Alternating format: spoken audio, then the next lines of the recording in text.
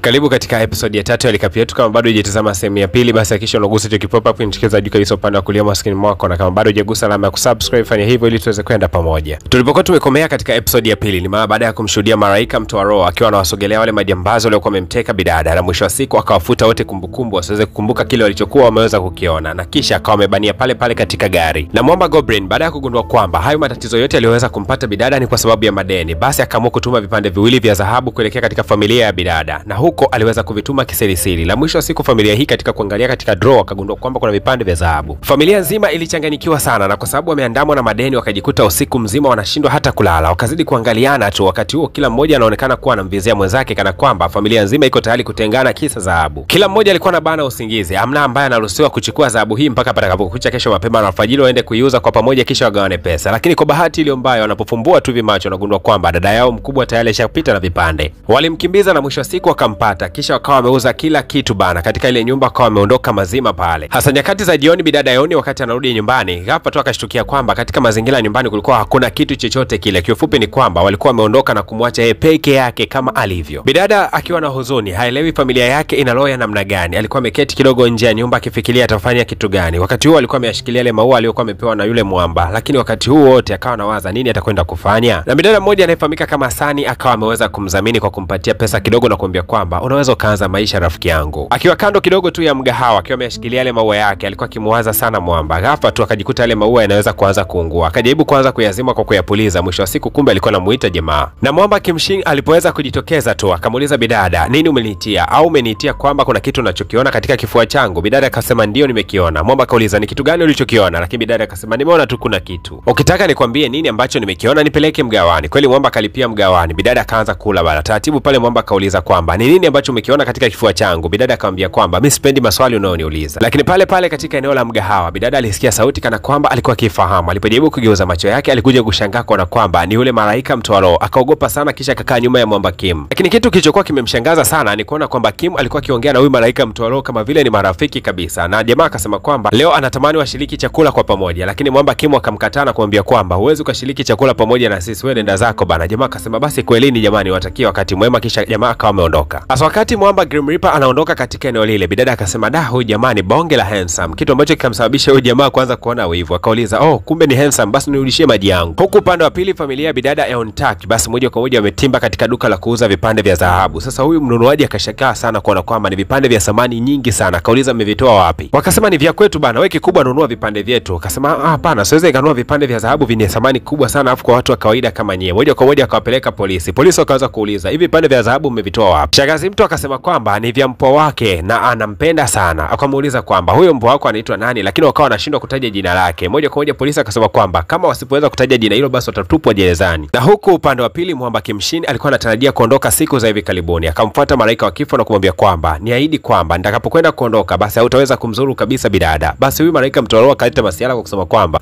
wewe ni baba mwenye nyumba wangu bana, siwezi nikafanya kitu chochote tofauti, wewe nenda kwa amani tu, utarudi utakuta bidada anaendelea vizuri kabisa, mimi siwezi nikafanya chochote tofauti na wewe. Mwamba Goblin baada ya kutoka kwa yule Malaika mtoa roho moja kwa moja akaelekea kwa bidada ufukweni kidogo mwa bahari, ambapo alimkuta bidada alikuwa ni mpweke sana siku hiyo. Jamaa alifika na kumwaga bidada kwa kumwambia kuwa atakwenda kuondoka lakini siku moja atarejea. Dada alijikuta anatoka na machozi tu kwa sababu mtu huyu alikuwa ameshaanza kumzoea. Lakini baadaye mwamba Kimshini akiwa amerudi nyumbani yuko na mshikaji wake wanaangalia TV, walishangaa kuona kwamba mlango wa nyumba yao eti leo umeweza kugongwa hodi. Ikabidi kushtuka sana, ni nani ambaye anaweza kuja kugonga hodi katika nyumba yetu? Lakini ile kufungua tu akashangaa kuona kwamba ni bidada alikuwa akigonga hodi. Bidada akasema kwamba je, kama nikikwambia ninachoweza kukiona katika mwili wako utabakia na usiondoke? Goblin akamwambia bidada kwamba embo amwambie ni nini ambacho anakiona katika mwili wake. Bidada akasema kwamba nauona upanga katika mwili wako, tena akawa anaonyeshea kwa kidole. Jamaa hakuamini kabisa macho yake. Mwamba Kimshini aka Goblin alifurahi sana siku hiyo na kisha akasema kwamba nina sababu ya kuendelea kuishi kwa sababu bidada nilikuwa nikimsubiri katika maisha yangu ameshaweza kufika. Siku ya leo Mwamba Grim Reaper akiwa anapita katika mitaa, kuna mtu akawa amemsimamisha na kumwambia kwamba karibu, ninauza pete na vitu fulani vya zamani sana, basi karibu sana Mwamba. Lakini jamaa akasema hayuko interested kwa maana avutiwi navyo hivyo vitu. Mwisho wa siku yule mtu akawa amemulika na kioo usoni, kisha Mwamba alipoweza kutazama katika vile vitu vinavyouza akagundua kwamba kulikuwa kuna pete ya zamani sana. Ile anageuka pembeni tu akashuhudia kumuona bidada mmoja mrembo sana. Baada ya kumuona huyu bidada akajikuta anaanza kutoka na machozi. Hasa huyu bidada akawa anamshangaa Mwamba na kuanza kuuliza unalia nini kaka? Lakini Mwamba akamuuliza jina lako ni nani? Bidada akasema kwamba yeye anafahamika kama Kim San. Lakini huku upande wa pili tunaonyeshwa Mwamba Goblin alikuwa akitazama picha yake moja hivi ya zamani kidogo. Hii picha ilikuwa ikimuonesha dada yake yule ambaye alikuwa amepigwa mshale kipindi cha mwanzo kabisa katika episode yetu ya kwanza. Mwamba alikuwa akijilaumu kwa kushindwa kuweza kumlinda dada yake kipindi cha miaka 900 iliyoweza kupita. Lakini hili jina Kim-san ndio lile jina ambalo Mwamba Grim Reaper alipoweza kulisikia tu alianza kutokwa na machozi. Naye jamaa upande wa pili alipokuwa akitazama picha dada yake akajikuta naye anatoka na machozi. Lakini huku Mwamba Grim Reaper alipokuwa akitazama ile namba ya simu ambayo bidada alikuwa amempatia, akajikuta tu anaanza kuwaza, ni kwa nini napata hisia kali sana nilipoweza kumtazama yule bidada. Lakini ngoja nikukumbushe kitu fulani muhimu sana. Wakati ule wa miaka 900 iliyopita, dada yake na Mwamba aliuliwa akiwa ni malikia. Kwa lugha nyepesi ni kwamba Mwamba akiwa ni general wa jeshi, dada yake alikuwa ni malikia. Kwa hiyo mfalme wa kipindi kile cha miaka 900 iliyoweza kupita alikuwa yuko tayari kumuua Mwamba Kimshi pamoja na dada yake. Lengo tu ni moja, aweze kukaa kwa amani, kwa sababu alikuwa kiwasiwasi sana kwamba general angechukua ufalme huu. Kesho yake tena Mwamba Grim Reaper akatimba katika yale maeneo ya daraja akizani kwamba angeweza kumuona bidada, lakini ikawa ni ngumu kuweza kumuona bidada kwa siku hiyo. Akarudi mpaka nyumbani, kisha akaanza kumwambia yule mfanyakazi wa Mwamba Kim. Mfanyakazi wa Mwamba Kim aliposikia hizo sifa za huyo bidada akasema kwamba ni kama nimewahi kumuona sehemu, anapatikanika maeneo fulani na fulani. Kisha akawa amemwelekeza huyo Grim Reaper. Moja kwa moja Mwamba akawa ametimba katika eneo lile, na ni kweli kabisa aliweza kukutana na bidada. Bidada akauliza swali moja tu, nilikupatia namba yangu ya simu, kwa nini ulikuweza kunipigia? Mwamba akamwambia kwamba